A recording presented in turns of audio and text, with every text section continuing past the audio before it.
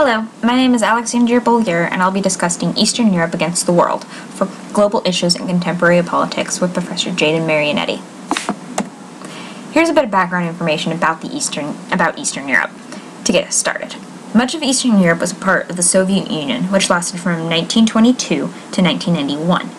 After the disintegration of the Soviet Union, the countries that border Russia have been considered communist bloc countries.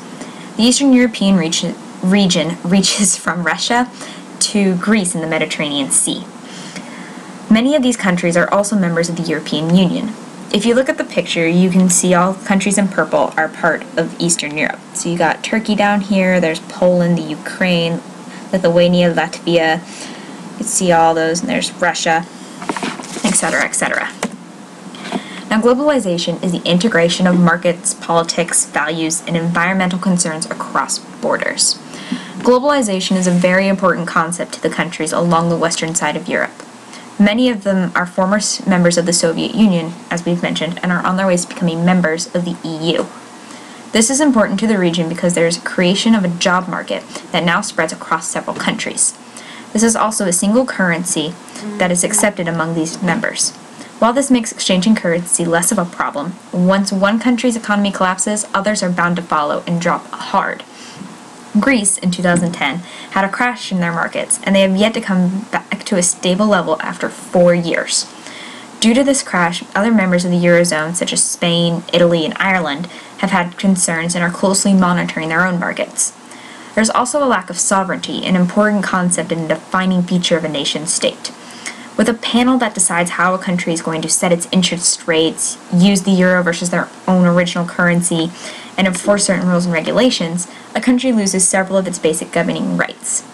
France, which is not a part of Eastern Europe, but is a leading country of the EU, finds that there is a loss of sovereignty in the Union and chooses to make their own regulations for their country regardless of other decisions, which doesn't seem to bother the UN or the EU. The question must be asked, who has more power, the European Court of Justice or the ECJ, or that country's highest judicial court? France prefers, for example, that the ECJ does not have supreme power over their laws. Poland, for example, is a member of the European Union, but not a member of the Eurozone. They have their own currency, which gives them low public debt and one of the highest GDP estimations in the EU, matching both Lithuania and Latvia, both of whom have their own floating currencies, much like Poland, and a currency that is pegged to the euro.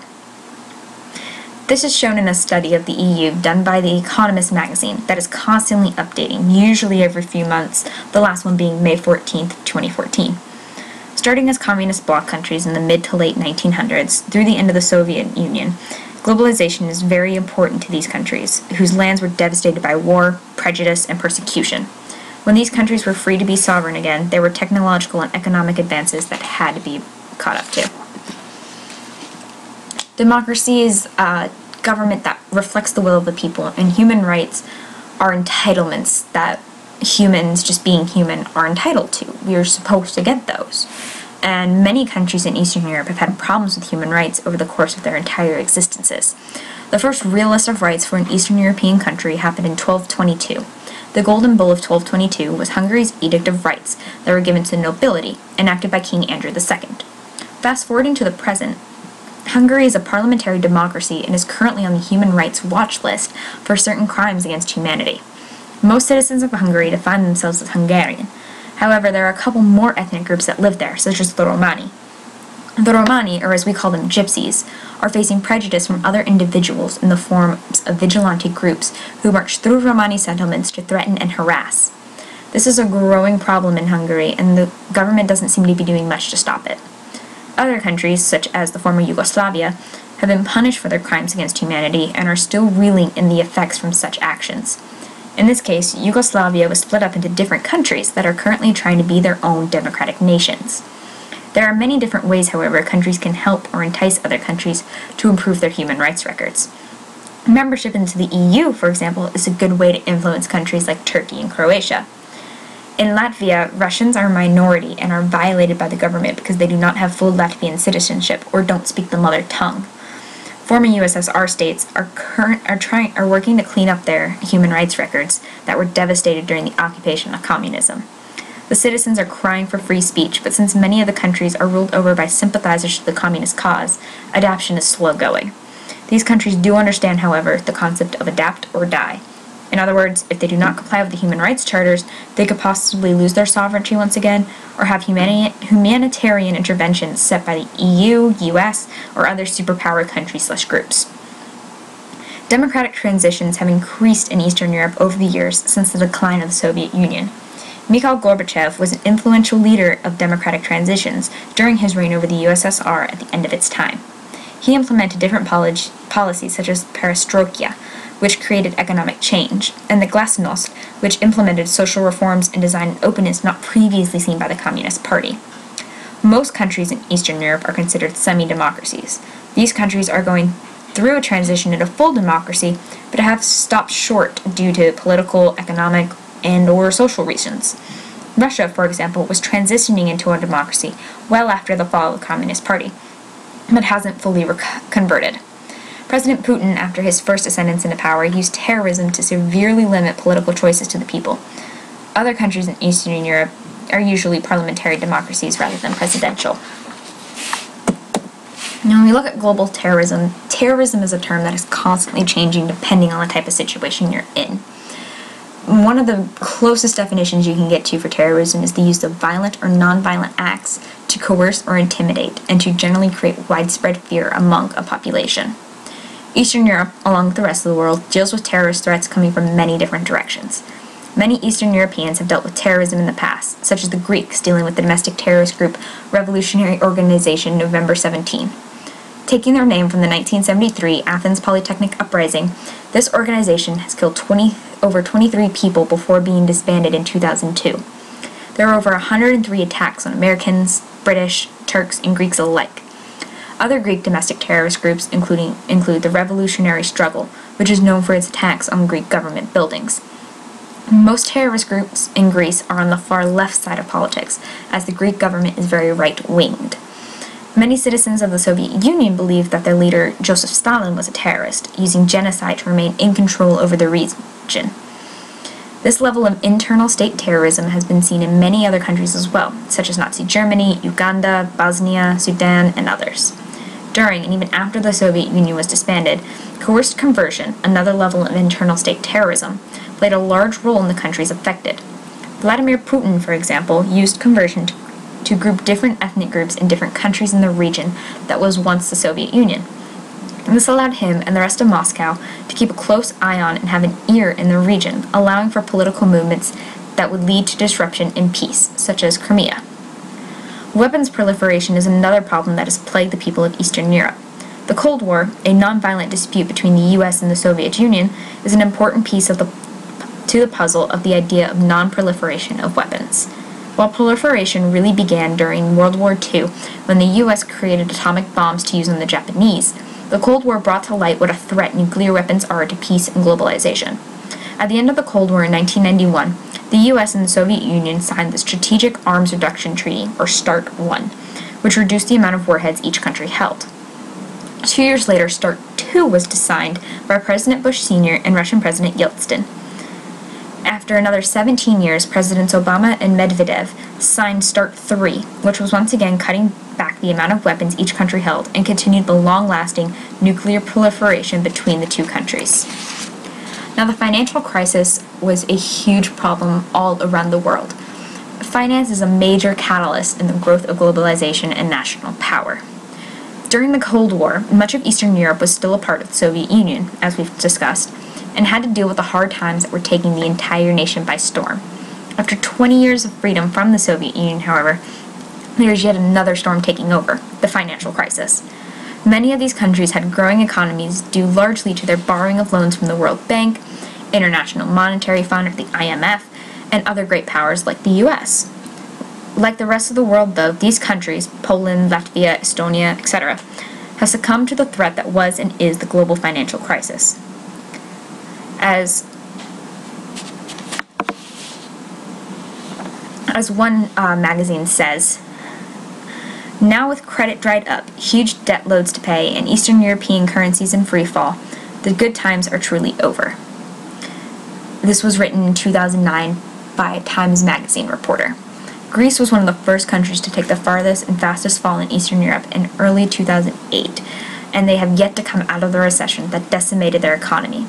Poland, while having experienced many problems with the crisis, was one of the few nations in the European Union to stay afloat during this time, and that can be attributed to its currency, the zloty, which is backed by the euro but does not necessarily depend on it, as we discussed earlier.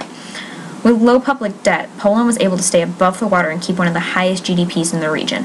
However, in 2008, the zloty did lose value against the euro, making it difficult to pay back any loans they did have out. After several years, though, as we've seen, Poland has picked things back up again.